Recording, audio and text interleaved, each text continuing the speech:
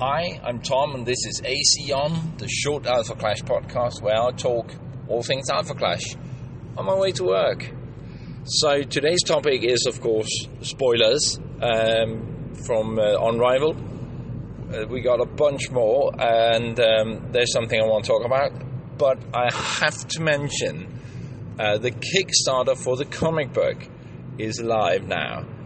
And if you haven't gone and checked it out, go check it out. It comes with, I think, 5 tiers. They're very well spaced and very interesting.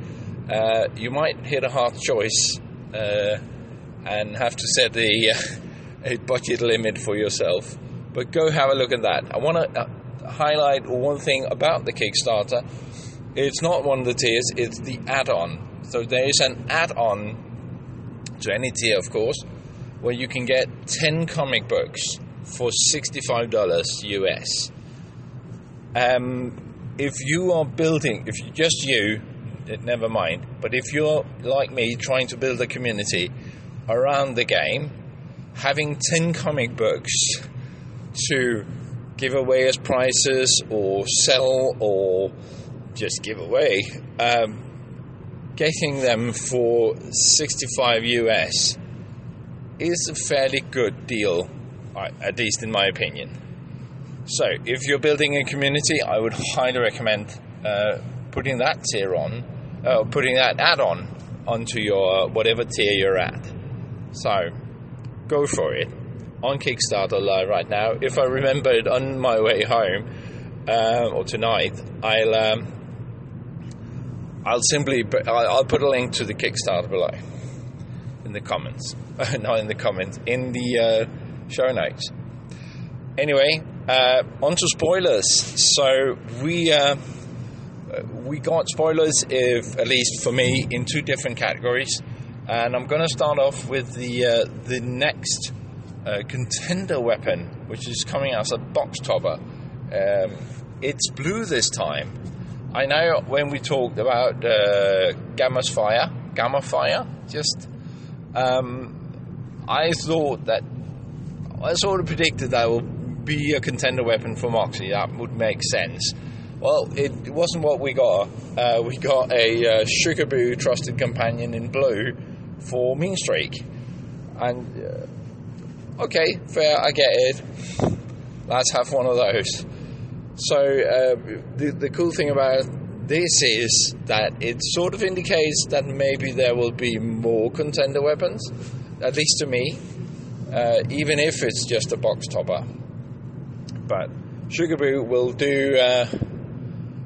will attach to contenders, as I say, it's a blue contender weapon, and support Mean Streak's strategy around streak counters. So, contender weapon number 2. I think there might be more than just 2. But let's see what's coming up. So, contender weapons are very interesting design space, but there are much more weapons in this set.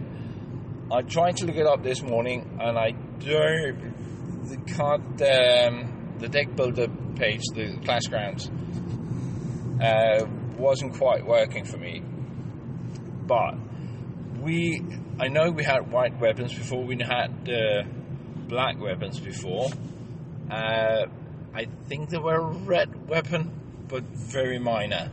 So it's sort of black and white are sort of the 2 colors who get weapons, and white being meh, in my opinion, until now. But now we get Xiaoling as a contender, spoiled about a month ago or so, and he got a set of cool new cards. There haven't come out a weapon, at least I haven't picked it up, a weapon for him other than what we already know, but there has come a Clash card, and I want to read the text on that one. It's called Xiaoling Demon Hunter. Of course it does, because that's what it is. It's a 1-cost 1/2 Clash card, and it reads, whenever this card becomes engaged, if it has one or more weapons attached, it gets +1/+0 until the end of turn.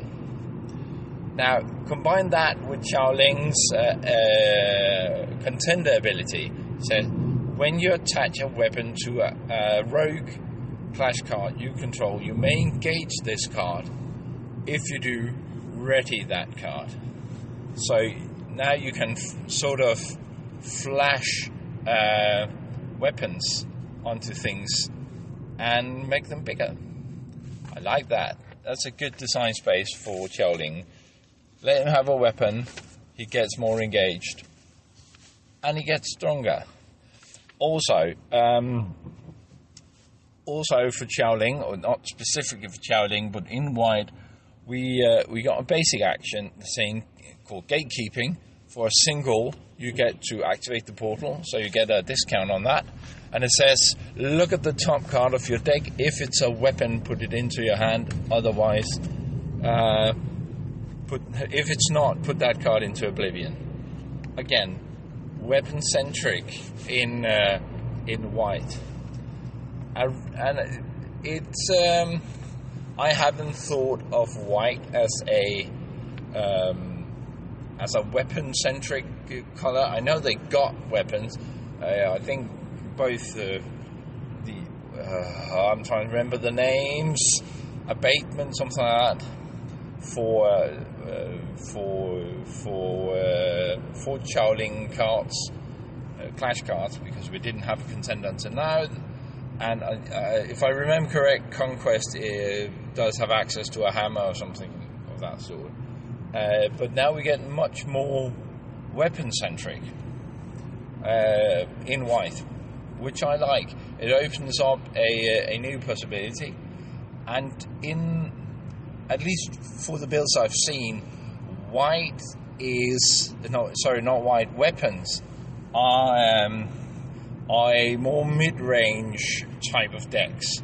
You have to build up resources to mount bigger or attach bigger weapons for you to really lean into the attack, and hopefully that will mitigate some of the almost mono red, but the very red talk-based aggro deck that we're seeing in the meta right now. It was very, very heavy in